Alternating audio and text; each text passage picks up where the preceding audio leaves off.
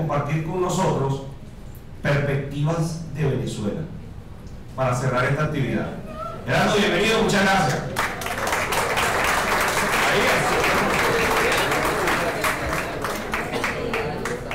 Sí, buenas tardes. Sí, ¿se escucha? ¿Se escucha bien? Ahí atrás. Ya le han subido volumen, ya va Eduardo corriente hablando. No corre, no se cae. Más rápido posible. Bueno, buenas tardes, de verdad que para mí es un inmenso placer estar compartiendo con ustedes este evento. Como decía el amigo, estos son charlas formativas que todos nos enriquecemos con ellos porque escuchamos profesionales de alto nivel con una gran experiencia. Y a mí como economista me toca como esa píldora amarga de perspectiva, imagínense ustedes. ¿Qué va a pasar en Venezuela? Nosotros los economistas somos un poco pesimistas siempre. Yo voy a tratar de quitarme ese componente pesimista y evaluar la situación económica actual del país, pero haciendo un briefing de lo que ha pasado en nuestro país en los últimos tiempos. Y responder a preguntas como, ¿hay inflación en dólares? Yo escucho en el metro, ¿hay inflación en dólares? O personas que dicen, ¿por qué cuando baja el dólar no bajan los precios? Son preguntas que nos hacemos allí. Esa inflación nos está matando porque suben los precios todos los días. Ellos suben los precios todos los días. Pero resulta que Venezuela tiene una característica sumamente particular, pero que nos permite a nosotros como profesionales, creo que ser los mejores gerentes del mundo. Cualquiera de ustedes va a Alemania, por ejemplo, como gerente, hazme un plan de prioridades, un plan de imprevistos, y ustedes se reirán, porque el imprevisto que pasará en esos países es nulo. Y nosotros todos los días tenemos que hacer planes para mantenernos arriba. Ahora, Venezuela, desde el 2000 a la fecha, cambiando por supuesto la estructura económica y política de nuestro país, cambió el rumbo de lo que era cómo hacer la inversión pública en nuestro país. Eso que ustedes conocen como gasto público, o que el gobierno dice, o todos los gobiernos, que hay un gasto público, hay un presupuesto público, eso se compone en dos vertientes importantes. Una es la inversión pública y una es el gasto corriente. Y cuando vemos entonces la estructura de nuestro país pública, pasamos de tener, recuerdo, de 18 ministerios a 33 ministerios, y eso incluye toda una partida completa para poder satisfacer esas necesidades. Eso sencillamente lo que ha hecho es incrementar el gasto público. Y cuando decimos que sueldos y salarios, estamos hablando de gasto corriente, no estamos hablando de inversión. Yo quiero hacer una distinción entre inversión social e inversión pública, porque lamentablemente, de acuerdo a mi perspectiva, se ha distorsionado. La inversión pública es cuando nosotros construimos carreteras, arreglamos el sistema eléctrico, construimos escuelas, hospitales. Eso es inversión pública. La inversión social, como se está viendo en estos últimos 20 años, es hacer ayudas directas a las personas, subsidios directos. Les pongo algún ejemplo: Misión Madres del Barrio, Misión Negra Hipólita. Posiblemente en el 2000, 2001 parecía ser bueno. ¿Por qué? Porque había que ayudar a los más necesitados. Me disculpan la crudeza de lo que voy a decir, pero si como economista positivista hay que buscar números, estábamos errados. Porque hay una teoría de desarrollo económico que se llama Amartya Sen, un premio Nobel hindú, que hizo un estudio de la hambruna de la India, y él determinó que la riqueza no genera desarrollo económico. Es decir, que tú tengas más dinero no significa que seas más feliz, que tengas más calidad de vida. ¿Y cómo lo determinó él? Porque había una hambruna terrible en la India, estaba matando al 60% de la población de hambre, y él demostró que no era por falta de comida. Es decir, había dinero para comprar, era un problema de distribución del alimento. Y a partir de allí generó entonces una teoría importante, que es la teoría de las capacidades para el desarrollo económico. Y esa teoría dice que cada uno de nosotros se tiene que generar la capacidad para luego optar a oportunidades. Es decir, estos chicos que acaban de felicitar, que se están premiando hoy, generaron una capacidad, y ustedes también en su momento, claro, reciente, ¿no? Generaron una capacidad para luego tener oportunidades laborales, profesionales. Yo recuerdo, yo no soy tan joven como los que se están graduando, pero cuando yo tenía 20 años, ya tenía creo que una niña de 3 años, y tuve que salir a trabajar a los 17 obligatoriamente. Y yo fui a aquel programa que se llamaba Isbanca, ¿lo recuerdan? Y yo tuve que ir a Isbanca a estudiar, para luego entrar a trabajar, y mientras amigos míos estaban en la playa, yo tenía que trabajar. Pero esa capacidad que yo me tuve que generar por cuestiones de la vida, que no vamos a detallar acá, me generó a mí la oportunidad de poder entrar a una institución financiera y durar 13 años en un banco que fue el Banco Provincial, donde hice toda mi carrera gerencial. Pero a mí no me regaló alguien algo, y a ustedes tampoco. Y eso le permite, en esa teoría de las capacidades, que las personas tienen que esforzarse primero para luego optar una oportunidad. Por ejemplo, sus niños, cuando van a entrar a primer grado, ¿les piden algo? O lo inscriben a cualquier niño, inscríbese allí. ¿Qué necesita saber? Tiene que saber leer. Es decir, ese niño tiene que generar una capacidad, que es leer, para optar a la oportunidad de tener un estudio. Cuando vemos eso así, cambia el concepto de lo que hemos vivido 20 años en la economía venezolana. ¿Por qué? Porque ahora hay niñas que tienen 6 niños y ganan más que un profesional que está sentado acá. ¿Sabían eso? ¿Por qué? Porque por cada niño le doy un bono de 40.000, tienen 6, ¿verdad? 240.000 bolívares y se gana muchos sueldos mínimos. ¿Ustedes creen que esa señora con 6 niños va a querer trabajar? No, porque hay alguien que le está dando un subsidio directo. Entonces, cuando el gobierno genera ese tipo de incentivos directos, está incrementando el gasto público y está incrementando el gasto corriente.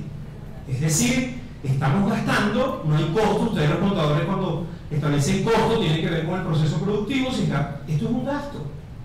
No le estamos generando a las personas la necesidad de generar valor. Y hay un indicador económico importante, que es el Producto Interno Bruto.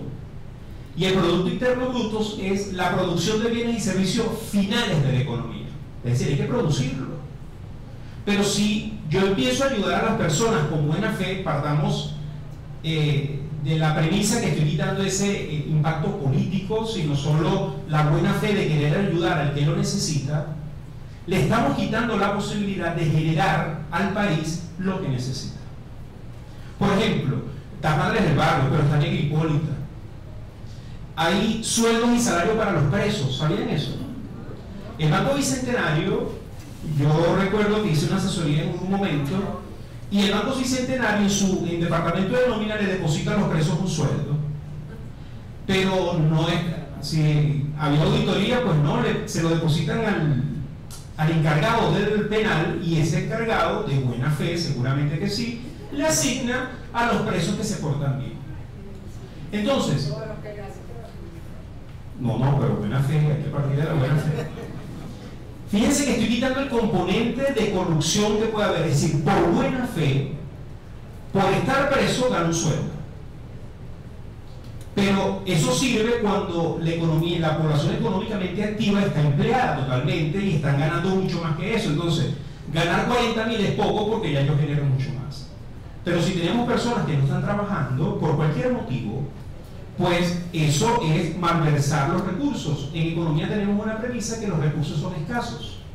Si yo le doy a usted, le estoy quitando a usted. Si yo le doy a usted, le estoy quitando a usted. Entonces tenemos que hacer una distribución equitativa de los recursos y eficientes para que seamos productivos. Cuando vemos el componente del gasto público del 2000 a hoy se ha exponenciado. Ahora gastamos muchísimo más en términos corrientes, pero también representa un porcentaje mayor del Producto Interno Bruto. Es decir, por cada bolívar que nosotros estamos produciendo, estamos destinando mucho más a ese gasto corriente. Y eso genera, lamentablemente, el tema de productividad genera una desestimulación. Porque si usted trabaja mucho y yo a ella le regalo porque no trabaja nada, usted va a decir, entonces, ¿para qué trabajo yo? Y cuando vemos esa acción en cadena, estamos perdiendo productividad. Y eso se mide con otro indicador económico, que es el Producto Interno Bruto per cápita. Y Venezuela ha vivido en los últimos 20 años un deterioro de ese indicador. De hecho, nosotros en los últimos 5 años hemos perdido casi el 50% del PIB. El último año fue 18%. Yo recuerdo que hice un conversatorio con Maestri y dijimos como en junio, pero ya estamos un poco en septiembre, estamos más cerca. Dijimos que íbamos a tener un decrecimiento económico del 12% y nos quedamos cortos. Fue del 18%. Dijimos que la inflación iba a estar en 1.000.000%. Nos quedamos cortos, fue 1.600.000%. 1 millón. Es decir, es una cifra que es escandalosa. Cualquier país del mundo hoy, Zimbabue, no llega ni remotamente a eso. Cuando un país desarrollado tiene una inflación de 5%, se prenden las alarmas. Alemania, después de la Segunda Guerra Mundial, tenía una inflación del 6% y estaba destruyendo a Alemania, 6%. Y duraron 2 años para recuperarla. 2-3 años con políticas monetarias de aquel economista Milton Friedman, premio Nobel de Economía. ¿Por qué? Porque dijo él, tenemos que disminuir el gasto público y tenemos que tener una política disciplinada. Aparte de eso, estaba escuchando al compañero de impuestos, hablando de impuestos, y cómo una estructura política que dice que tenemos que ser equitativos tiene un impuesto tan regresivo como el IVA. En economía, los impuestos pueden ser endógenos o exógenos. Lo valoramos de esa manera, es decir, los impuestos que dependen de la renta. Y esos son los impuestos mucho más justos porque paga una misma tasa, todo el mundo paga la misma tasa, pero el que gana más tendrá que aportar más. Y el que es menos, paga menos. Pero no estoy beneficiando a nadie, todo el mundo paga el 34% del porcentaje que corresponde. El IVA no es así, es regresivo totalmente. Porque el que tiene 30.000 millones de bolívares y compra una canilla paga el mismo impuesto que el que tiene solo para comprar la canilla. Y aparte de eso, ustedes saben que esos costos se trasladan. Esos costos lo van trasladando y en teoría el IVA lo paga el que menos recursos tiene. Una estructura política que está pensando en la equidad no debería tener este tipo de impuestos regresivos. Debería tener impuestos progresivos, impuestos que realmente sean justos y que todos paguemos impuestos, pero que pague más el que más tiene. Sencillamente, pero con la misma tasa, todos por igual. Yo discutía con unos estudiantes de la Universidad de Humboldt, que esta semana es humboliana, por ejemplo, discutía con ellos el tema de la electricidad. Ellos dicen que yo cambio mucho de tendencia económica. No, usted era keynesiano, profe. Ya pasó clásico. Ahora está muy duro, me dicen, ¿no? Yo le digo, porque no hay una teoría válida. Las teorías han sido válidas, depende del transcurso de los años en el tiempo. La teoría keynesiana después de la Segunda Guerra Mundial estuvo muy bien, porque había una depresión económica en Estados Unidos y funcionó.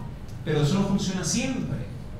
Y hay que estar, la economía, lamentablemente, para algunos, no es meto en la computadora y me da un resultado. Hay que evaluar un entorno, todos somos personas racionales y cambiamos nuestras conductas.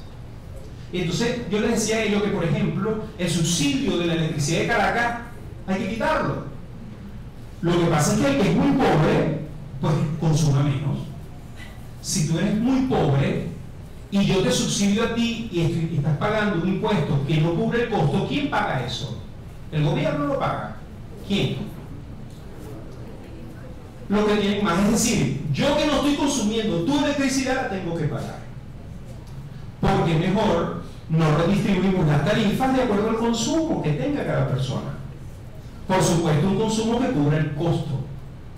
Y si yo voy a subsidiar algo, pues la generación es un tema, pero la distribución no.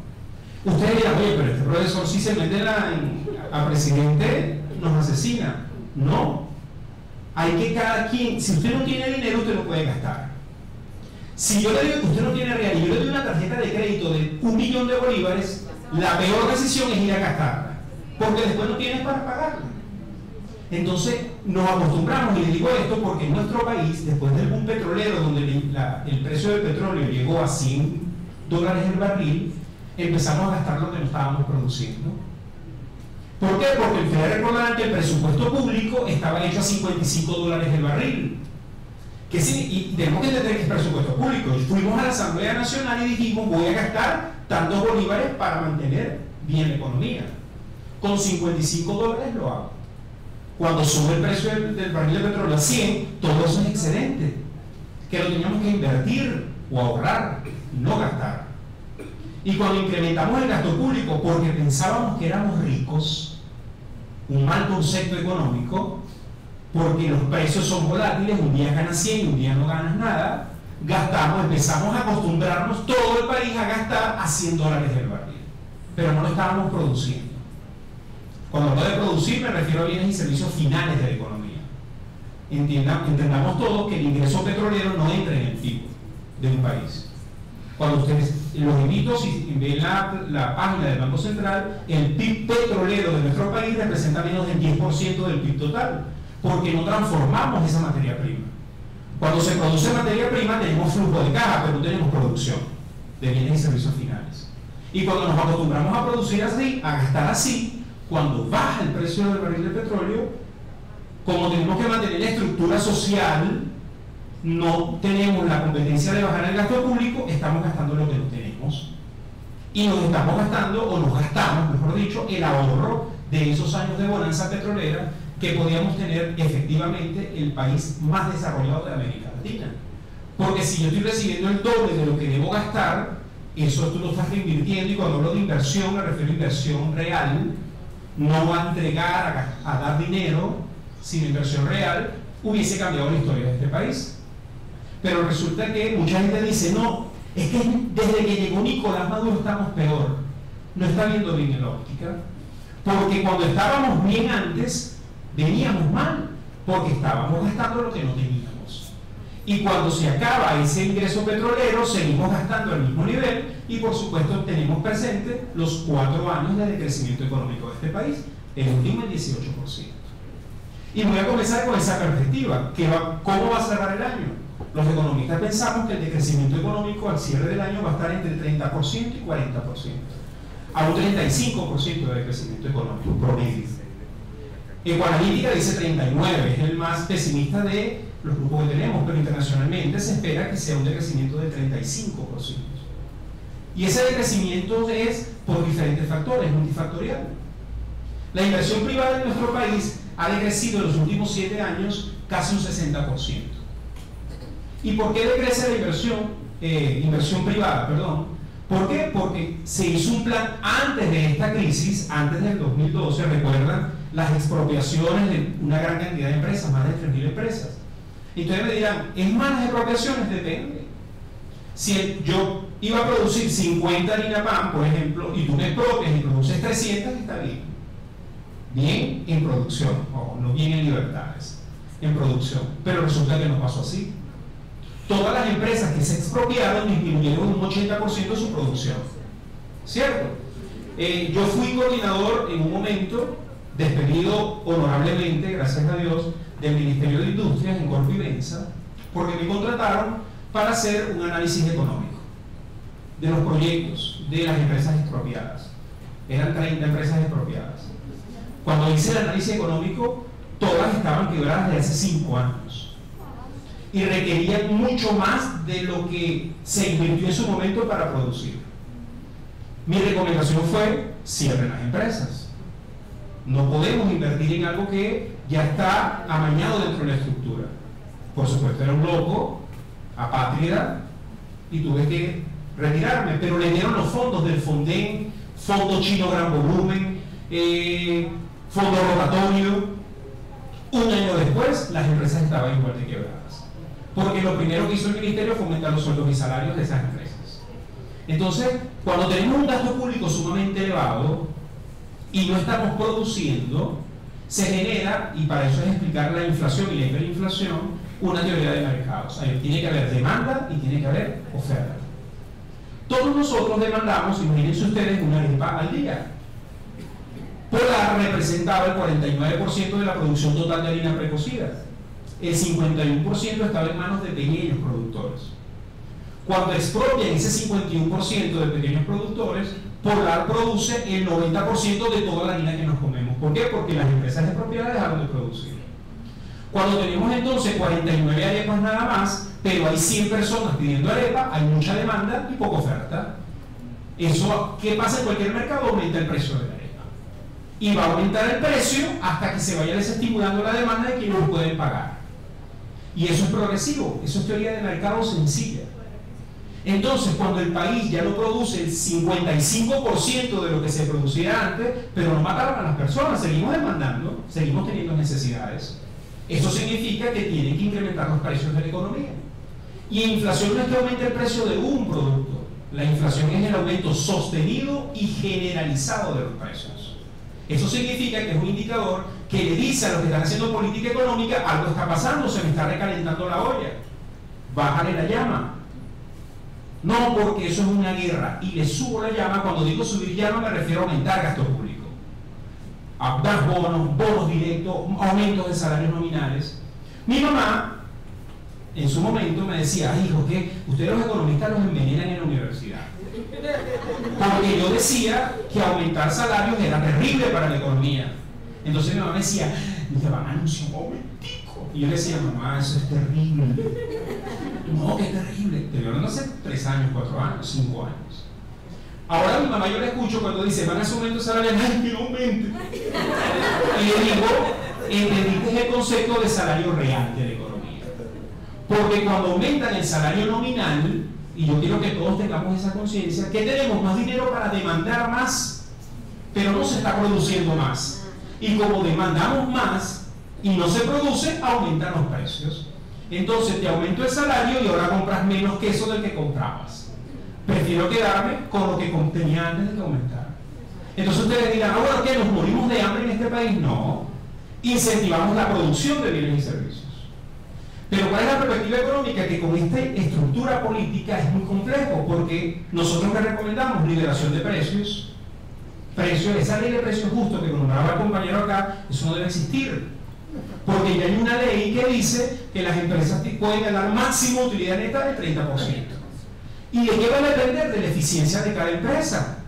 Entonces potencia: si tú eres más eficiente que otra empresa, tus costos son menores y vas a vender a un precio menor y vas a ganar mercado. Entonces, pero si todos tenemos que vender a 50 bolívares, a mí no me importa no invertir. No voy a invertir en tecnología porque no puedo recuperar. Entonces pones de manos atadas a la inversión privada. Si aparte de eso tengo un control de cambios que ha cambiado muchísimo en estos años, somos el país con más tipos de cambios en menos de 10 años. CIMAD y DICOM, ¿recuerdan? DICOM, subastas directas y tal. Ahora creemos que hay libre convertibilidad. Ciertamente es legal yo tener $1, pero la demanda está controlada, porque usted va al banco y tiene más de $1,000 al mes y no se lo dan. Es hasta $1,000, $4,000 al año. Entonces, sí hay un control de cambios. Y la oferta, ¿quién va a vender los dólares solo por mercado? Nadie. Entonces, cuando tenemos aumentos generalizados del término nominal, eso siempre se va a ver reflejado en los precios de la economía. Y por eso tenemos una inflación que ha estado tan generalizada y tan perversa que llegamos a tener hiperinflación y seguimos. La inflación acumulada de agosto es 2.600%. La inflación anualizada está en 134.000% hasta el cierre. La inflación del mes pasado estuvo en 38%. Esta inflación cerró en 65%. Es decir, ya nos está diciendo que se está acercando el año de los bonos, las utilidades, los aumentos salariales, y el mercado está respondiendo con eso, con lo cual va a haber un aumento acelerado de los precios de la economía en este último cuatrimestre.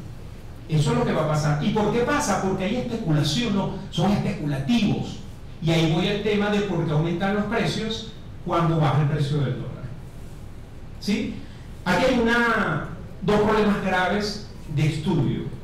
La velocidad, la tasa de crecimiento de los precios va a un ritmo mucho mayor que la tasa de devaluación de la moneda. Es decir, los precios locales están subiendo en mayor rapidez que como se devalúa nuestra moneda. ¿Sí? Ya entendemos por qué hay hiperinflación. Hay un exceso de demanda que no se puede satisfacer porque no se produce. ¿Cómo se atiende? Por distintos factores: ampliar la política sobre el sector privado, generar seguridad jurídica para que puedan venir inversiones tanto nacionales como extranjeras. Porque nadie va a querer venir a invertir si mañana me puedes expropiar. O después que yo hago una inversión de $1.000 millones que el costo unitario me sale en $2 y tengo que vender en 3, tú me pongas una ley de precios justos que lo tengo que vender en 2. Porque es de la necesidad del pueblo. Porque estás desestimulando la producción. Entonces, cuando ese ritmo de crecimiento hiperinflacionario es mucho más alto que la devaluación de la moneda, no hay inflación en dólares, es un concepto errado. Lo que hay es una hiperinflación y una devaluación de la moneda que va a un ritmo retrasado. Por ejemplo, si usted tiene $1 y antes con un dólar lo cambiaba al tipo de cambio que estaba, y eso le daba 100 bolívares, y usted iba a comprar el mismo queso, disculpen el tema por el queso, pero es lo más sencillito, compraba 1 kilo de queso. Resulta que se devaluó la moneda, ahora me dan 200 bolívares, pero resulta que el precio del queso, la tasa inflacionaria, ahora es 300. Cuando con el mismo dólar quieres ir a comprar el mismo queso, compras menos. Entonces, ¿qué hacen las personas que están vendiendo para resguardar su dinero? Tienen que incrementar el precio en dólares para poder mantener su rentabilidad.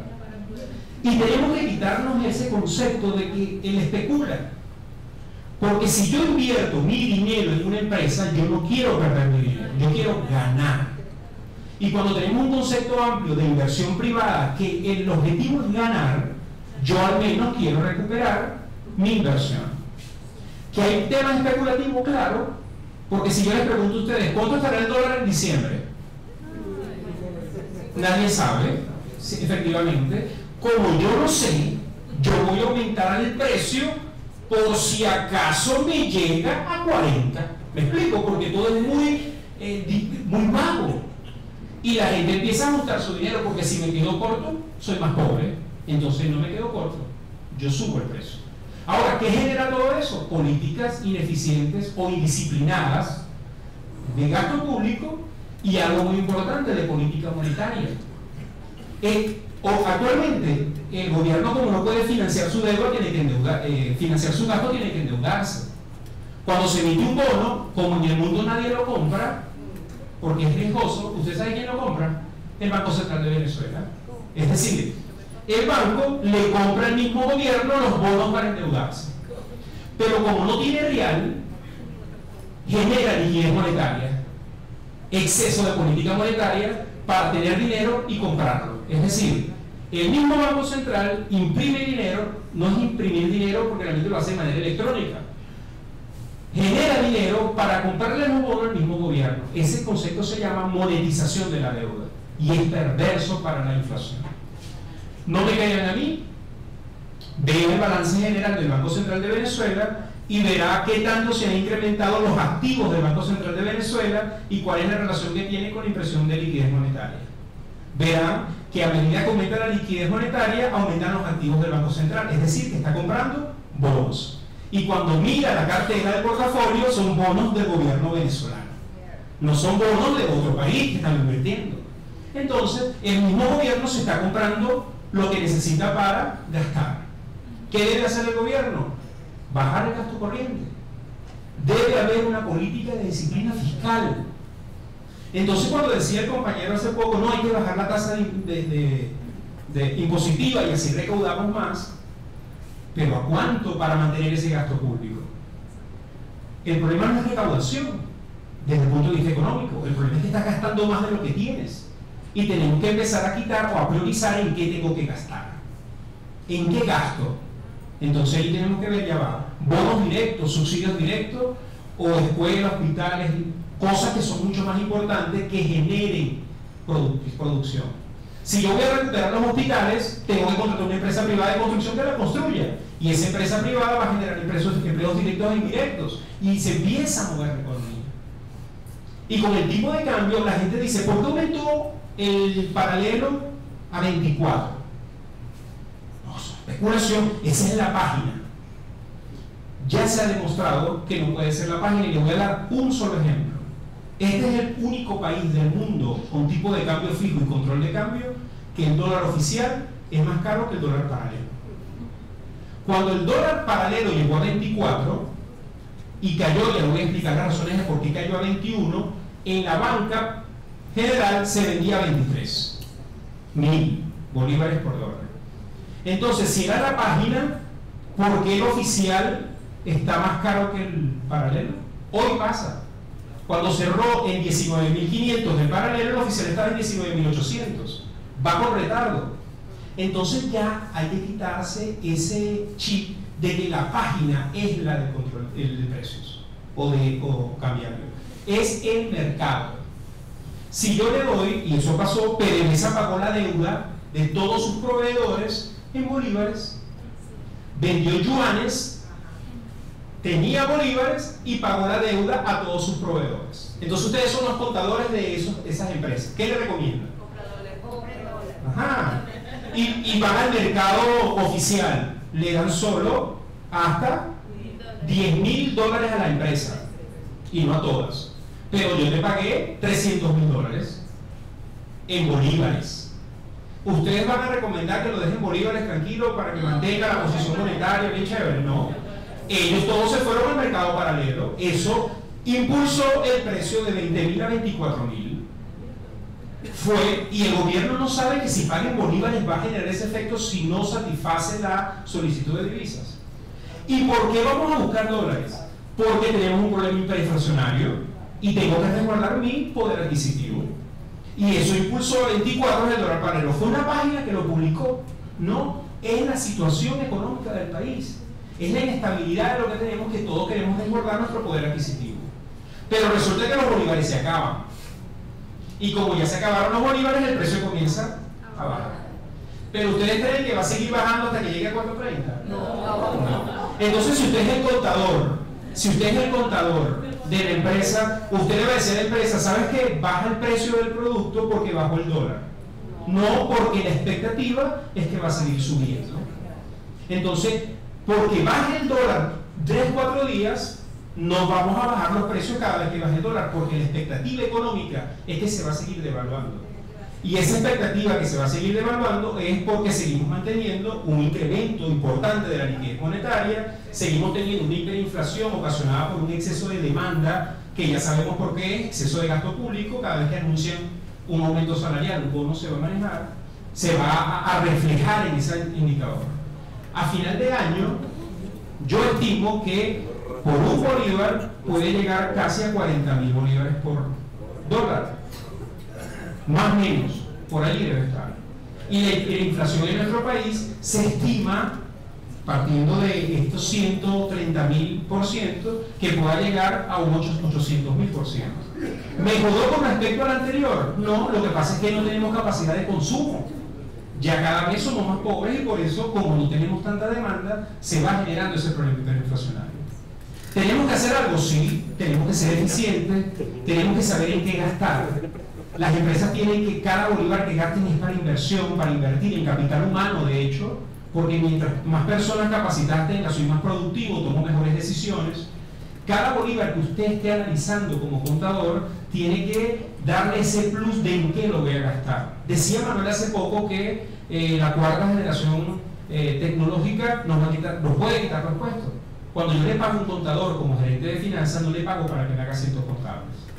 Porque yo con el profe y tal lo hago. Yo hago para que ese contador haga un análisis financiero y me dé alternativas de cómo yo estructurar toda mi situación financiera. Usted tiene que dar valor agregado siempre para que las empresas se mantengan a flote. ¿Hay posibilidades en Venezuela? Sí. Con esto finalizo. 2 años, si cambian las políticas, hoy cambiaría económicamente el país, la tendencia. Pero el aspecto social, el aspecto de ética, de principios, va a tardar mucho más. La especulación entre nosotros de querer resguardar nuestro poder adquisitivo nos ha llevado a ganar yo y no me importa lo que hagas tú.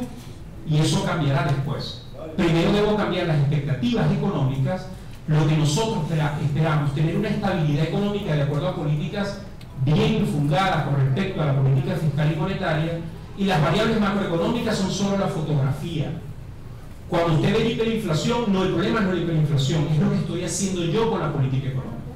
Cuando la estabilidad del precio de nuestra moneda con respecto al mundo cambia, es porque tengo una libre movilidad de capitales, que así como puedo llevarme el capital que yo quiera, también va a poder entrar, y eso genera seguridad al sector privado.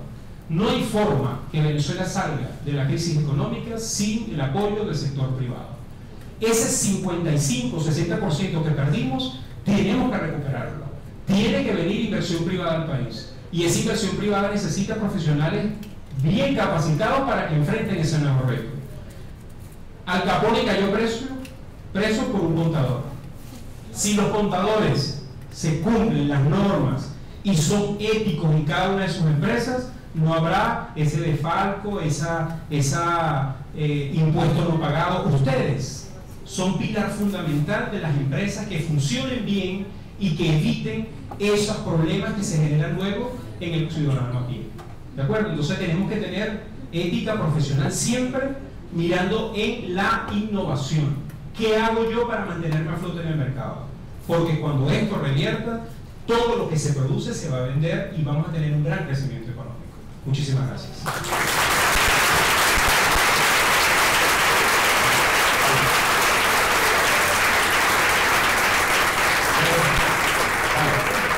Bueno, así culminan nuestras actividades de formación para el día, en estas jornadas que hemos tenido.